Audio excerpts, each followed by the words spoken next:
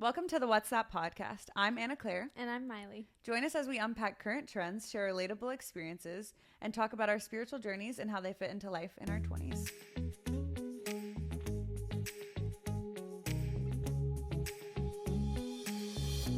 Hi, guys, and welcome to episode 3. We're super excited. It's today for a lot of people is a Wednesday, and it's the first day of class, which is kind of wild. Crazy. So we're going to be doing, this episode is going to be themed after school and first day of class, which we haven't had in a really long time, but we thought we were going to be part of the vibe since everyone else is going back to school. So we just wanted to be a part of it. Yeah, we're going to be a part of it. So for Who, Where, What's That today, we're going to do school trends that we went through, had to endure in high school, which it's pretty rough. Yeah. We're going to do a reel this week on our Instagram if you guys are going to want to go watch, where we're going to show old pictures of us from high school. Some of the fashion trends we were unfortunately a part of. Yeah. We were victims of those bad. trends. It was really bad. So we're going to show that this week. But what, Miley, for you, I don't know if it was different in Canada, if they had different trends going on, but what were some in high school for you that you had to be a part of? Yeah, I don't know. And I don't know if they were different because I obviously was in Canada and only knew what was in Canada. I do know that for me, I lived in my Birkenstocks and socks. Summer, winter, didn't matter. I walked to school in the snow in my Birkenstocks with my socks. Did they not get soggy? I had the plastic, like not the plastic, but the waterproof ones. I don't know. Maybe it might have just been a me thing, but I think a lot of people, very much, Canada is like a lot more athleisure. Like Lululemon was started in Canada, so Lululemon leggings were a big thing. That it was a lot of athleisure. So you had your Lululemon leggings with your socks pulled over with the Birkenstocks? Birkenstocks. It's bad. That's rough. That's horrible. That was definitely, I lived in those all of high school for sure. Yeah, I think that is Canada. Yeah. Very Canada. What about you? What was your big one that I feel embarrassed to talk about this, but I was a choker girl. I was, and it had nothing to do with who I was as a person. I think I just saw people doing it on Tumblr and all of that. Yeah, you can still go on my Instagram to this day and see photos where I'm really moody posted up with a choker on. I had velvet ones. I had a black lace choker. I did. No. And it was bad. Did you have those plastic ones that were people had? Oh, where they were I had everyone. I had a bowl of chokers on my desk, and I would pick one to match my outfit every day. No and way. The good one, because we're here in the South, so the pearls were a big thing. So a lot of girls had a black rope with a pearl, a big fat pearl on it. Gosh. It was bad. It was really bad. You wore one every day. Yeah, I would literally pick a choker. It was like socks. You would pick it based off of what outfit you were wearing. That's crazy. Because I remember chokers being a thing, but I never, I think I wore a choker once. Yeah. I had a diamond one. Oh my God. Oh my God. I had so many now that I think about it. It was really bad. Dang. So yeah, chokers were that was my bad high school. I also wore the velvet skirts or the corduroy skirts with the buttons down the middle. And I remember getting one that was so short. My mom saw a picture of it at a football game and was girl, that ain't it. That ain't it. I definitely had I think I had a jean skirt with the buttons up the front. Why was it's not very functional. It wasn't. It didn't make sense, especially at high school football games. Yeah. Anyways, but high school trends were just a whole thing. But we definitely will have to share some photos on the Instagram. Yeah, we want to hear all your guys' of all bad the trends that you've been a part of. Affected by. Yeah. But today we're going to be talking about community because we're going back to school. It's kind of just a new season for a lot of people, I feel like, right now. Yeah. Whether you're starting college or you're starting a new grade in high school or you're starting a new job. I feel like I plan my year and the things that I do around school schedule still. It's the new semester, even though we're not in school. Yeah. But I think a lot of people are starting just new seasons. And so with that comes community. And so today we're going to be kind of diving deep into that of how hard it is to find deep community. And it's something that everyone experiences for sure. But we're going to start off with, I feel like you kind of have to know the importance of community and why community matters if you're going to be talking about how to even get into community. For sure. What would you say? Have you experienced something where you saw the depth or the importance of community? Yeah, I mean, community is so important. I think time that community was like such a vital part, that finding community was really important for me, was when I moved here, because obviously I moved here not knowing. I mean, I moved here, my grandma was here, but she had just moved here too, so we didn't really have any people. And your grandma that we can't knew. Be your my community. Grandma, I mean, she we love Bev, we love Grandma Bev, but she's not I don't hang out with her all the time. Like, I needed more. So when I moved here, it was definitely a big thing that I saw the need for community right away, because I got here and I'm used to living with my family and having sisters, and I grew up in a place that we had, it was a small town where we basically knew everyone. So going from that to moving somewhere brand new where I didn't know anyone, it was definitely really the need for community was there, because it's lonely not having people to share life with, whether it's little things or big things. Like, I went through a huge transition alone, and that made me like, okay, this is something I definitely need. I need to get plugged into a church. I need to find friends. I need to find leadership. And you had done it a lot leading up to that as well. And like switching from homeschool to public school and moving. I had moved plenty of times, and I had been through seasons of looking for community in different places, but this was definitely that. When I moved here, it was the biggest change for sure. Changing coasts, literally everything. Like, I literally had culture shock coming to like a southern place, which it's not even the most southern place I've ever been, or there is, but it was totally different. Yeah, for sure. That's understandable. And even like, I personally grew up here in Wilmington, and like I haven't moved, and so. But I've also experienced like the change of culture, because we are in a college town, and there are a lot of people that kind of fluctuate through. But even just, and we talked about this, like growing up, your high school community looks very different than your middle school community, and your like post-grad adult community looks so different than your college community. What for you, because you grew up here and have not moved anywhere else, what do you feel has been the like biggest change of community, in what season was like I feel like all of them. I was homeschooled throughout all of my, from birth until high school. I was homeschooled, and then for high school I went to public school, so I definitely had to like community when you were homeschooled, and you can probably relate to this. When you found good people, you held on to them like really tight, because there wasn't 800 students to like pick from. It was like your few people that were around you. Sure. So I think my community shifted a lot based off of my environment of, okay, I was homeschooled, had to really just hang out with the people that you had to work really hard to love the people around you, because that was who you had. And then going on from that to high school, it was like, okay, now you have a huge plethora of people that you can like choose from. Hang out with this person, drop them if you don't want. Like, that's just how high school was. Yeah. And also people had those people from like elementary school that they knew, and they were like super close with. So I was stepping into that of like, hey, I'm new here. I'm the homeschool girl. And that was like my high school experience of like, okay, now you have to make almost like a name for yourself and like find your people, because these people have known each other since birth. Yeah. And then college, I wasn't in college, but I was here in a college town. So it was like everyone had college community, and I was just kind of like hanging out on campus, and I was like, I can't relate to you guys because you're all struggling with school right now, and I'm just like working.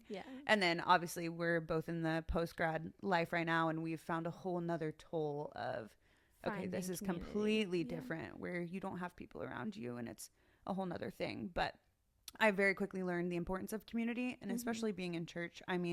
You learn so much about like biblical community and how important it is.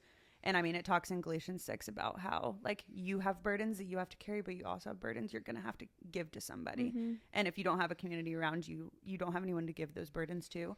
Obviously the Lord is like top priority of who you give your burdens to, but there also has to be people around you that are keeping you accountable. And like, I think about like running a race, like life would have been so boring if it was like a race where you're running and you get to the end and there's no one waiting for you or no one cheering you along the way. But like having community is like running a race, and you're getting to that finish line and people have signs with your names on it, and they've been waiting for you and cheering for you. And so also so much like richer. Someone running with you, like that is just like a cool example of community.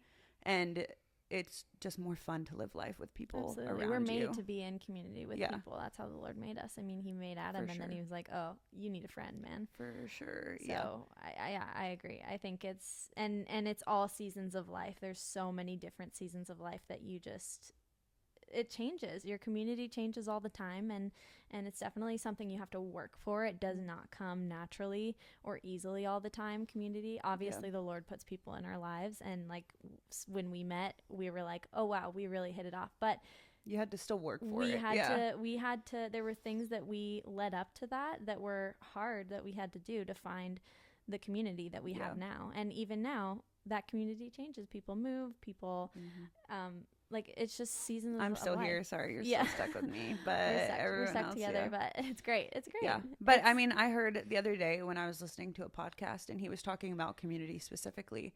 And he said community is forged and not found. Yeah. And like, you can find people and you find people, and that's great. But like, the forged part is where you have to like really work towards it. Because you can know so many people, especially now in this day and age. Like, you can know a bunch of people, but like, your deep community of people that are keeping you accountable or just like checking in on you, that has to be like forged, and that has to be worked for, which I think we've kind of lost sight of that, of like, we just want it easy and we just want it quick and we want just all of the attention from the people around us. And so we're like, all right, I'm going to get coffee with you this week, and then maybe I'll work you into my schedule next week. But that's going to be it. But it does take a lot of the hard stuff to get. I mean, we've had hard conversations. We've been through hard situations.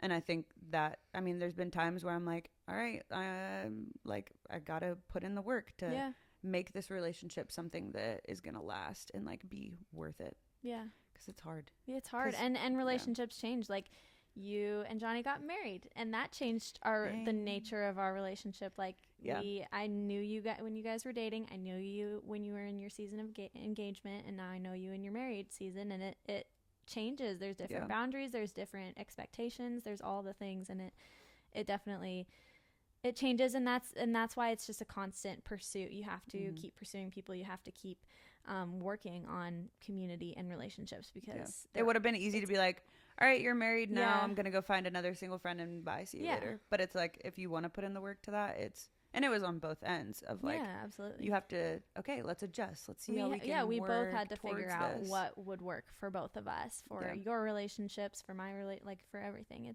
It's always definitely changing, and for sure. Okay, so from because there's obviously two sides of the coin to this, or two types of people that kind of fit into like finding community. And the way that you find community is very different from the way that I find community. Because if I walked into a room of strangers, I'd be like, hi, you guys are all going to be my friends by the end of this, and we're going to all hang out. You would be terrified as crap to go do that, and vice versa. We are like a classic extrovert and introvert pair, I think. So as an introvert, how have you like found ways to like create community, and like how has it been hard for you? And then I'll talk about how it's been hard for me. As an extrovert. How hard it is. I think moving here to a new place was the hardest, and I really had to be bold and put myself out there a lot more than I was comfortable with. But I knew what I wanted, and I knew that I couldn't get it with staying at home. Like, they're not going to come to you most of the time. No, they're not going to come to me. They don't know where I live. Like, and that would be weird for strangers to come find me at my house to be my friend. That's not how it works. So I had to go to the Connect tent at church. I had to go to church alone and sit by myself. I had to go a couple times and meet different people, and maybe not click with them necessarily, or not follow up, and learn, okay, this is something, if I want it, I have to pursue. So it was definitely hard. I'm introverted. I like to be at home. I like to be comfortable. When I find my people, I stick with them. I'm not a million friends type of girl. It's just too much for me. I don't know. I just can't manage all the relationships, and I like to be comfortable with my people. I'm working on it, because obviously I would like to meet everyone too, but I'm definitely less quantity for sure.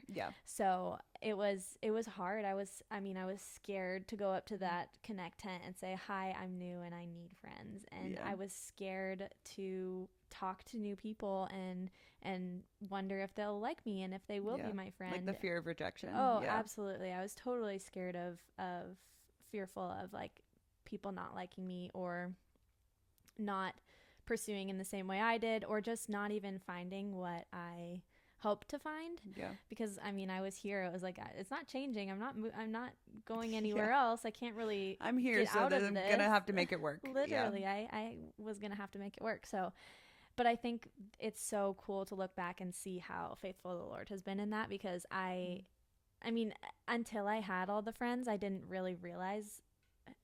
I didn't look back and say, oh yeah, that was the Lord. But now when I see how quickly he brought me so many great people, it was obviously still hard, and there were moments of like really doubting and feeling insecure and all the things. But that night you literally walked up and you're like, hi, I need a friend. And they brought you to meet Carmen and I. Yeah. And that is something that I had wanted and desired and prayed for my whole life, was really good friends. And I have had really good friends in different places in my life, but moving here and being in Wilmington has been really the place that I have found the most incredible community. And I think it's the first time I've had really like community in, I mean, it's the most friends I've ever had. Yeah. Like honestly, I've had one or two really good friends growing up. Those would be at a time it would be one or two people. And now I've countless really good friends, and even acquaintances. Like I'm not super good friends with everyone, but I go to church and I see people that I know that love me, that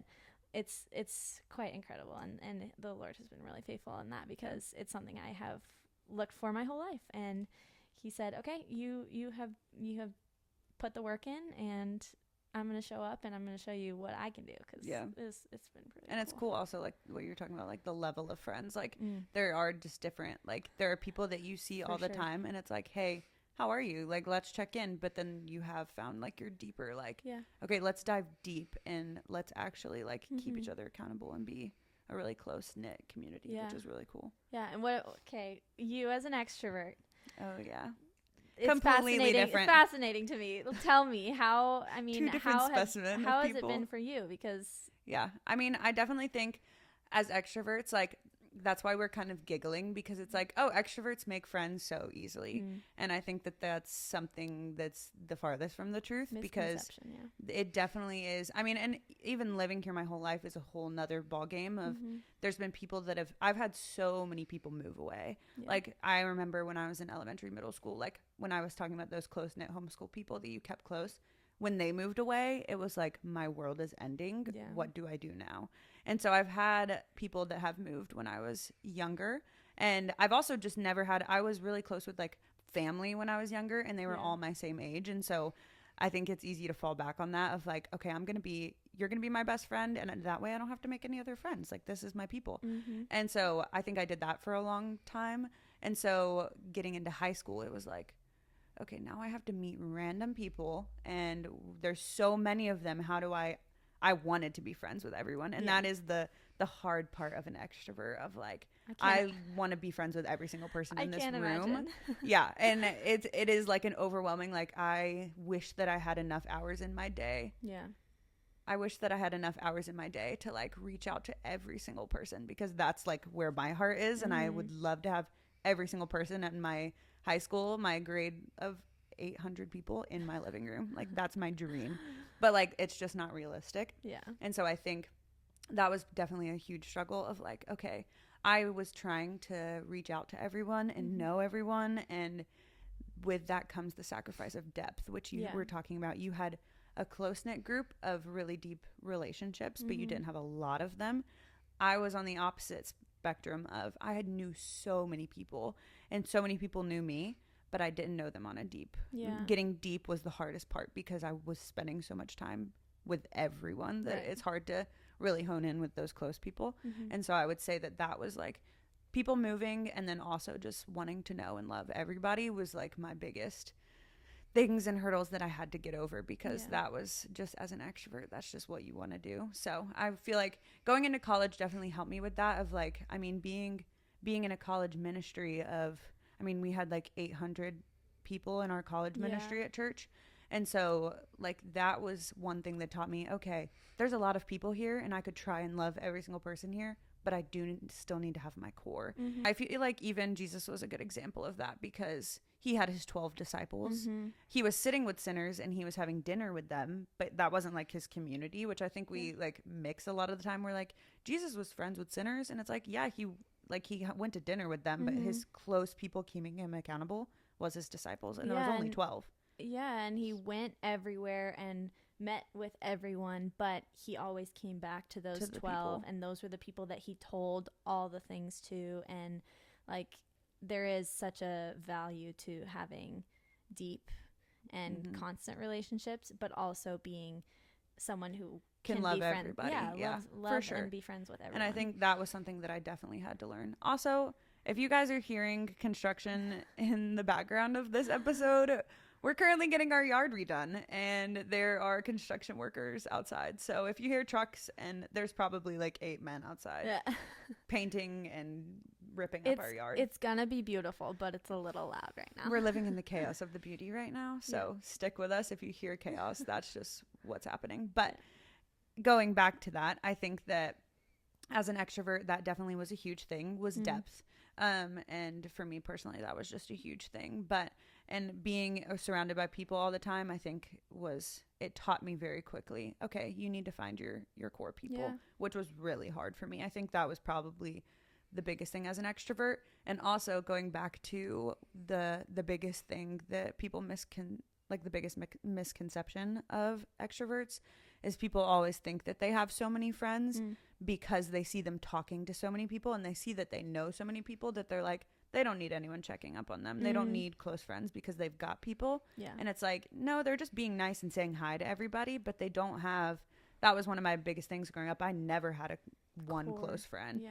And that was something that I always prayed for. I was like, Lord, I remember sitting there in the Cardinal Lanes bowling alley parking lot with my mom in tears, and I was like, I just want one close friend that like I can like have forever, and someone that like gets me. And that was just something that I struggled with because I didn't know depth. And I think that was something that I through college learned the most, is like, okay, how can you really relate to your core people and check up on them, and like make sure that is like you're fighting through the hard stuff. Because when you're an extrovert and you have so many people, it's really easy when something goes wrong in a relationship to diss them and be like, you're done. Group. And go to someone else. Okay, yeah. And so that was another big thing, is that's really easy to do, especially in a huge school. Like I definitely learned, okay, you're not fitting all of my needs, so I'm going to go find somebody else.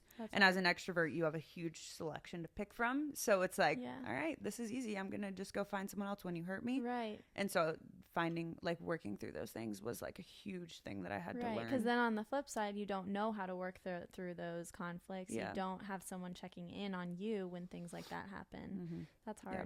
So that was like a huge thing. But it's interesting that with our two sides, like the similarities are similar, but they're also so different. I think we are just a testament to opposites attract, and you should not be looking for friends that are exactly like you, because that's boring, and that's not how we're made. No one is made the same, and sometimes you need a different perspective. And I feel like we've learned, I mean, speaking for myself, I've learned a lot from you of how do you stick with people, because I was coming into that and still learning that. So I feel like I've learned from you as an introvert, like, how do you stick with your core people? And like, you couldn't get rid of me. You had to work through God, I can't get rid of this one. She's stuck with me.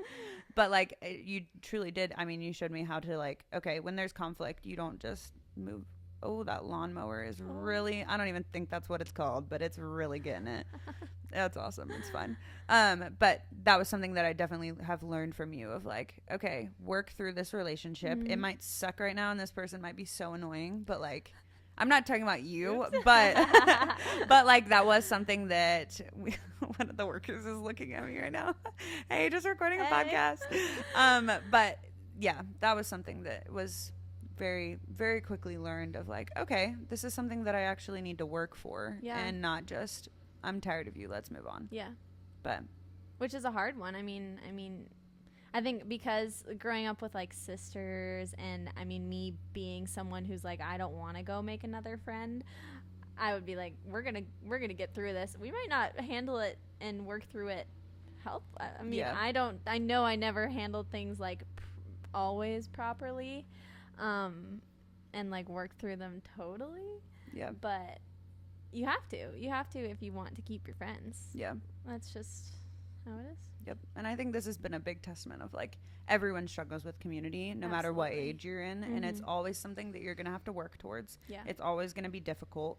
And I mean, you think of the term koinonia in the Bible, like when it talks about it in the Bible, it talks about how they continually, it uses the word devoted, like they devoted themselves to fellowship.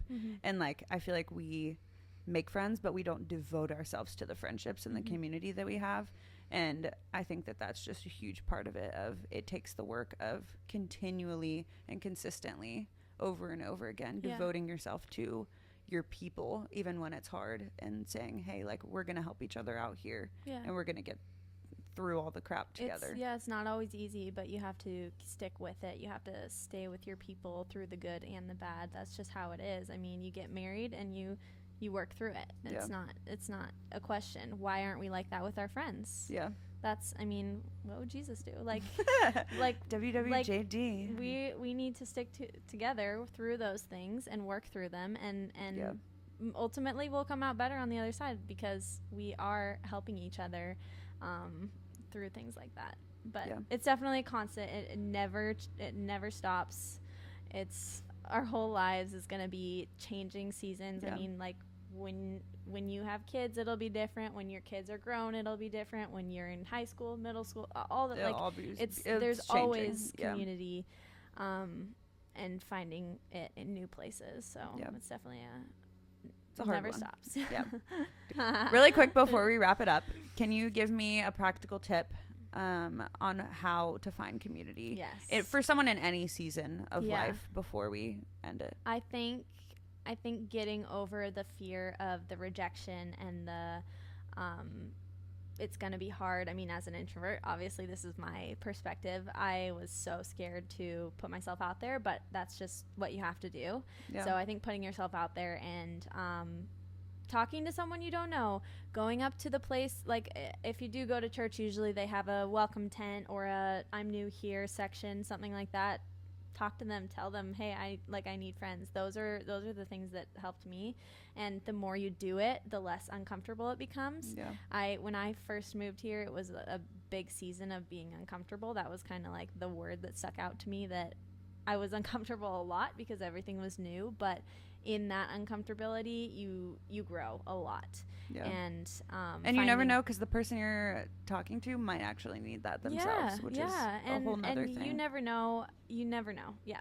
So I would say just being bold and putting yourself out there, and don't be scared. I mean, I think the first person that I met at church, we never followed up after, and that's fine. That's totally fine, because the second time I went, I met Anna Claire. Like there's totally, not everyone's going to be the person. It's not always going to, but you're going to learn, and you're going to grow through all those experiences. Yeah. And I would say sacrifice should be on the front of your brain all the time in a relationship. Like, people talk about one-sided relationships all the time, but I mean, if we're going to be an example of the Lord, and just in life in general, sacrifice and sacrificial friendship is just going to be the thing that gets you through with the people on an individual basis, and that I feel like will create community, because you're laying your life down for that person, and who's not going to be friends after? And if so, then maybe that was a sign that it's time, because friendships also, sometimes you do have moments where friendships end, sometimes they come back, but I think that just sacrifice in general, and just putting the other person's needs above yours is just super helpful in any relationship, but it builds community for sure. Thank you for joining us on today's episode of What's That Podcast. If you enjoyed today's episode, follow and subscribe on all your favorite platforms at whatsthat.podcast. Your support means the world to us, so don't miss any of our upcoming episodes. Until next time, this is when we exit stage left.